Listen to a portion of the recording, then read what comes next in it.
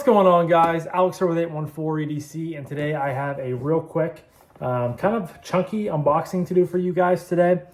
This package is coming in from my good buddy Brian over at BEDC. I will leave a link to his channel down below. Please go check him out. And this is, of course, coming in, from the Lefty passaround group. You guys, probably guessed it. And this is a package of, I believe, 4 Kizers, and I think we're at the end of October. I think that these were October's releases. It's like the Bully, the Rays, the Staffy, I think, and then there's another one. I'm most excited for the Rays because that is a Loot EDC, big text Loot EDC's design, real thin front flipper. Really excited for that one. And then the Bully and I think the Staffy are two, Osho designs. They have crossbar locks, premium materials, so I'm excited about those. And I honestly can't think of what the last one looks like, so I guess we'll be seeing once I open this up. Unboxing knife is the Remet Knives Aurora. So I'm filming this on Monday. You guys will be seeing this on Tuesday because I filmed Monday's unboxing on Sunday after my wife and I got home from going home for the weekend to see our families and stuff like that. I have this one and the other one sitting there, but that one was smaller and I didn't have a lot of time yesterday, so unboxed this and the Remet Meteor. I like this one quite a bit more, and this was one I was really looking forward to. It's a crossbar lock, M390, beautiful hollow ground blade, nice inlay there, kind of like shred carbon, but it's like purple haze shred carbon. Good size. Another thing I like is the jimping down here. You don't see that too many, on too many knives, but I'm really liking that, so that's the unboxing knife today. And yeah, without further ado, we're going to jump into it. I finally, I just got home from work not too long ago, just jumped in the shower and wanted to get this unboxed so I can, chill for the rest of the night. But I finally shipped out the rest of, all the packages that I had in from the Lefty passaround. I don't know if you guys have been, if you've been paying attention over the last month or so, I was just slammed with like 13, 14 knives from the passaround. I got like 6 or 7 packages, each package having, sometimes multiple knives. So it was a little bit overwhelming for sure, but I was really happy to, finally get all those off my plate. And sent off to, everybody else. I was a little bit late on them, but I guess that's what happens whenever you have so many knives to check out. But now I have this in, and I have the other 2 in, so I have another 6 right back, stocked up, ready to go. Got some beautiful packing peanuts. So we're gonna knock all those down here. Just gonna dump the whole thing out, actually. That's in my, no, I don't eat those. Don't want my dog to eat them. And yeah, got a big old stack of Kizers. So we have the Zero. That was the only one that I couldn't remember. Got the Zero, the Rays, the Bully, and the Staffy. The Zero, we'll just go right off the top here. So the Zero is designed by Macy's Torbe. S45VN, hand brush, titanium and aluminum handle, frame lock. So that should be pretty cool. And I think now that I'm remembering, I want to say that this is like a real kind of futuristic design. Could be wrong.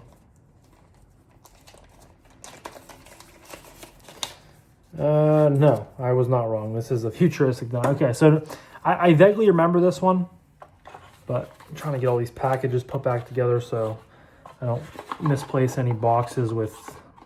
I mean, it's all the same thing inside the box, but I like to just be organized when I'm done with these videos. So here is the, when I say this is, the Zero. So you get black aluminum and titanium. Get a nice backspacer and lanyard loop back here. Looks like it is should be reversible, a reversible titanium clip that goes not very deep in the pocket. I'm sure this thing's gonna carry like that. Looks like a bolster lock, and I don't think you can deploy it off of this. So it must be just a front flipper. Very interesting blade. Torbay knife, 0 S45EN. This is like half of a half of a batarang from Batman. It's like half of his little batarangs he uses. Great action. A little bit of blade play. You can't flick it.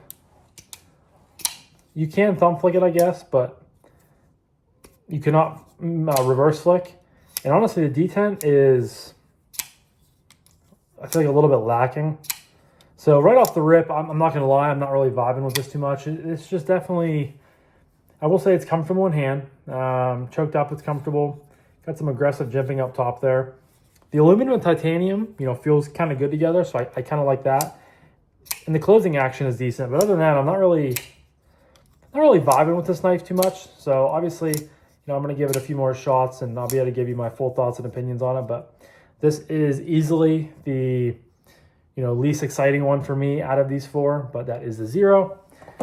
Then we have the Rays, which is one that I am most excited for. So got the Rays, the designer, I said it was Luke 10 or Big Tex. It's Mark Perez, I couldn't think of his name.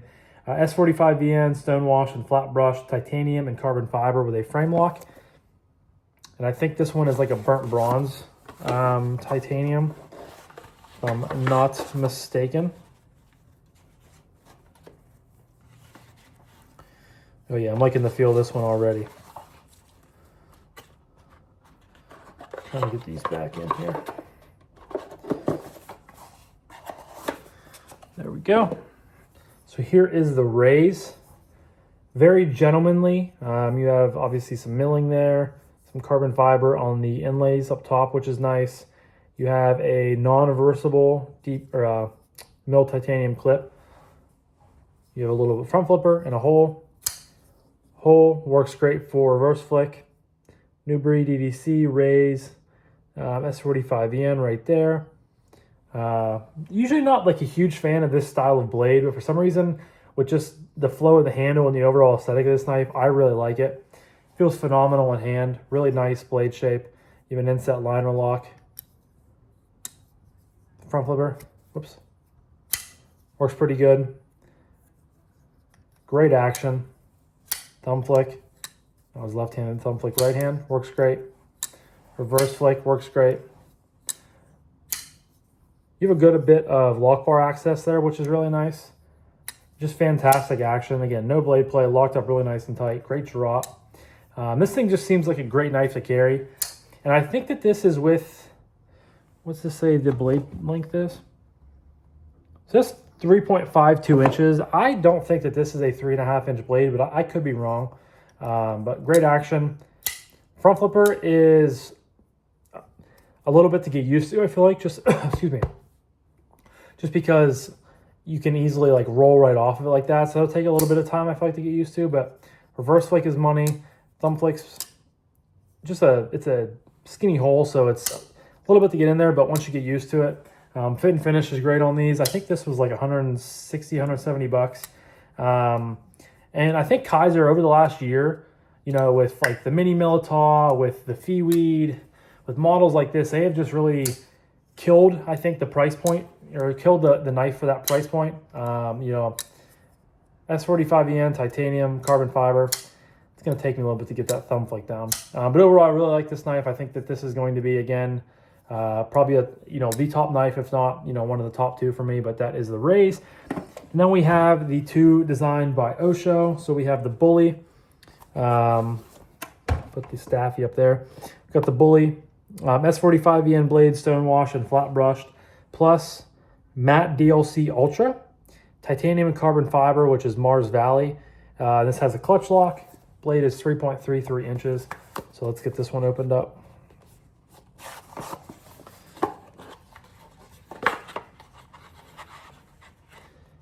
I think the Osho's an in-house designer for Kizer. He's made quite a bit of stuff, or designed quite a bit of stuff for them. At least I think he's an in-house designer. I could be wrong. But here is the Bully. Yes, the Bully. So right away, you're hit with that Mars Valley carbon fiber. Fat carbon looks phenomenal.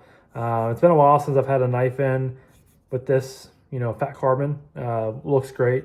You have a backspacer running the whole way across the knife, which is interesting. You have should be a reversible clip. It's an interesting milled clip.